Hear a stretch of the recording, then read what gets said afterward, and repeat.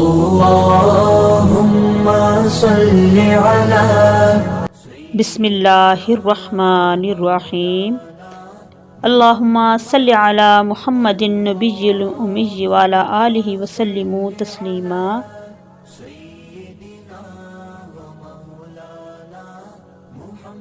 سفیان بن حسین سے روایت ہے، کہا ایاس بن معاویہ نے مجھ سے مطالبہ کیا اور کہا، میں تمہیں دیکھتا ہوں کہ تم قرآن کے علم سے شدید رغبت رکھتے ہو، تم میرے سامنے ایک سورت پڑھو اور اس کی تفسیر کرو تاکہ جو تمہیں علم ہے میں بھی اسے دیکھوں۔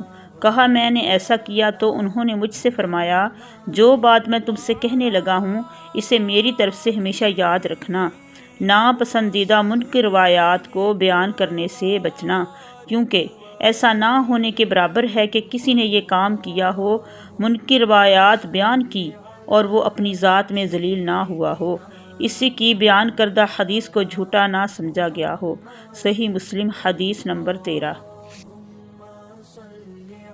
حضرت عبداللہ بن مسعود رضی اللہ عنہ نے فرمایا، تم کسی قوم کے سامنے ایسی حدیث بیان نہیں کرتے جس کے صحیح مفہوم تک ان کی عقلیں نہیں پہنچ سکتیں، مگر وہ ان میں سے بعض کے لیے فتنے کا موجب بن جاتی ہیں۔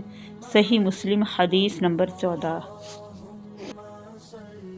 ابو ہانی نے ابو عثمان مسلم بن یسار سے، انہوں نے ابو ہریرہ رضی اللہ عنہ سے، انہوں نے رسول اللہ صلی اللہ علیہ وآلہ وسلم سے روایت کی کہ آپ نے فرمایا، میری امت کے آخری زمانے میں ایسے لوگ ہوں گے جو تمہارے سامنے ایسی حدیثیں بیان کریں گے جو تم نے سنی ہوگی نہ تمہارے آبا نے، تم اس کماش کے لوگوں سے دور رہنا۔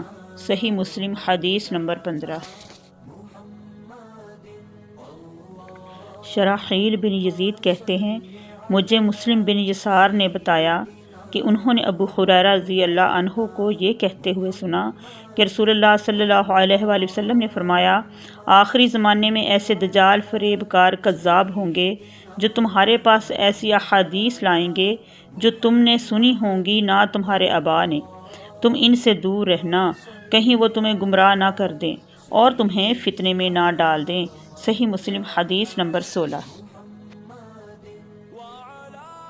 عامر بن عبیدہ سے روایت ہے، کہا حضرت عبداللہ بن مسعود رضی اللہ عنہ نے فرمایا، بلا شبہ شیطان کسی آدمی کی شکل اختیار کرتا ہے، پھر لوگوں کے پاس آتا ہے اور انہیں جھوٹ پر مبنی کوئی حدیث سناتا ہے، پھر وہ بکھر جاتے ہیں۔ ان میں سے کوئی آدمی کہتا ہے، میں نے ایک آدمی سے حدیث سنی ہے، میں اس کا چہرہ تو پہچانتا ہوں پر اس کا نام نہیں جانتا، وہ حدیث سنا رہا تھا۔ صحیح مسلم حدیث نمبر 17۔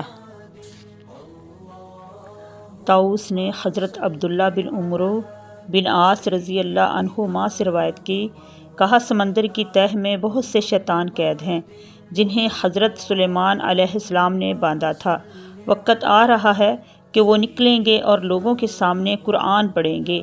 صحیح مسلم حدیث نمبر 18۔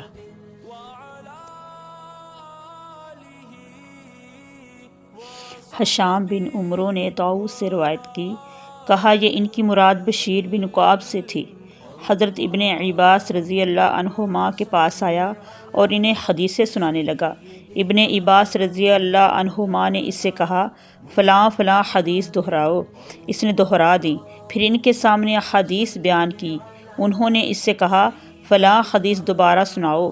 اس نے ان کے سامنے دہرائیں، پھر آپ سے عرض کی، میں نہیں جانتا کہ آپ نے میری بیان کی ہوئی ساری احادیث پہچان لی ہیں اور اس حدیث کو منکر جانا ہے یا سب کو منکر جانا ہے اور اسے پہچان لیا ہے۔ حضرت ابن عباس رضی اللہ عنہما نے اس سے کہا، جب آپ صلی اللہ علیہ وآلہ وسلم پر جھوٹ نہیں بولا جاتا تھا، ہم رسول اللہ صلی اللہ علیہ وآلہ وسلم سے احادیث بیان کرتے تھے، پھر جب لوگ ہر مشکل اور آسان سواری پر سوار ہونے لگے، بلا تمیز صحیح و ضعیف روایات بیان کرنے لگے، تو ہم نے براہ راست آپ صلی اللہ علیہ وآلہ وسلم سے حدیث بیان کرنا ترک کر دیا۔ صحیح مسلم حدیث نمبر 19۔ طاؤس کے بیٹے نے اپنے والد طاؤس سے، انہوں نے حضرت ابن عباس رضی اللہ عنہما سے روایت کی، انہوں نے کہا ہم رسول اللہ صلی اللہ علیہ وآلہ وسلم کی احادیث حفظ کرتے تھے اور رسول اللہ صلی اللہ علیہ وآلہ وسلم سے مروی حدیث کی حفاظت کی جاتی تھی، مگر جب سے تم لوگوں نے بغیر تمیز کے ہر مشکل اور آسان پر سواری شروع کر دی تو یہ معاملہ دور ہو گیا، یہ بعید ہو گیا کہ ہماری طرح محتاج لوگ اس طرح بیان کردہ احادیث قبول کریں پھر یاد کریں۔ صحیح مسلم حدیث نمبر 20۔